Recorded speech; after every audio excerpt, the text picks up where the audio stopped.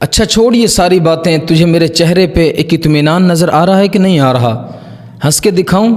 آ رہا ہے نا؟ یہ اطمینان مجھے دنیا کے نئے نقشوں سے نہیں ملا، بہت بھاگا ہوں اس دنیا کے پیچھے، تھک ہار کے ہی یہاں پہ بیٹھا ہوں۔ ہمیں تو یاد بھی نہیں ہے کہ کب کہاں کدھر کدھر ٹوٹے اور پھر کیسے کیسے خود کو سمیٹا، یاد نہیں۔ میں بھی کبھی تیری جگہ بیٹھ کر یہ سوچتا تھا فالورز بنانے ہیں، پیسہ بنانا ہے، اللہ رسول بعد میں کر لیں گے، داڑھی ٹوپی شادی کے بعد پہن لیں گے۔ داڑھی ٹوپی رکھ لی تو رشتہ کون دے گا؟ امی ابو جس کے گھر رشتہ لینے جائیں گے وہ تو تصویر دیکھ کر ہی کہیں گے نو، یہ تو مولوی ٹائپ بندہ ہے، اس سے نہیں کرنی۔ کبھی ایسی سوچیں ہماری بھی تھیں، لیکن ایٹ دی اینڈ ہمارے ساتھ ہوا کیا؟ هو الذی ينزل علی عبدہ آیات بینات لیخرجکم من الظلمات الی النور۔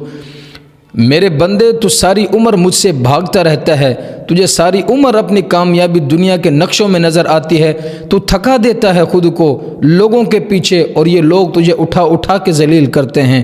تو نے مجھے اپنا سیکنڈری آپشن رکھا ہوا ہے، پرائمری لیول پہ تیری دنیا سیٹ ہے، پہلے دنیا، پہلے نام، پہلے عزت، پہلے شہرت، پہلے فلاں، تو ساری عمر اللہ سے نظریں چراتا پھرتا ہے۔ کر لیں گے، غفور الرحیم ہے۔ اور اللہ کیا کہہ رہا ہے کہ میں تیرا وہ رب ہوں کہ تیرے اس بیہیویئر کے باوجود، اس ناشکری کے باوجود میں تجھے اندھیروں سے نکالتا ہوں اور روشنیوں میں ڈالتا ہوں، تاکہ تو اپنی زندگی کو ضائع کرنے سے بچا لے، تاکہ تو ٹوٹنے سے بکھرنے سے بچ جائے، تاکہ تو اپنی اصلاح کر لے۔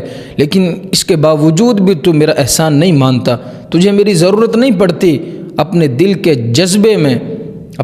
جذبے میرے ساتھ نہیں جوڑتا، تو سٹل لوگوں پہ بھروسے کرتے ہو۔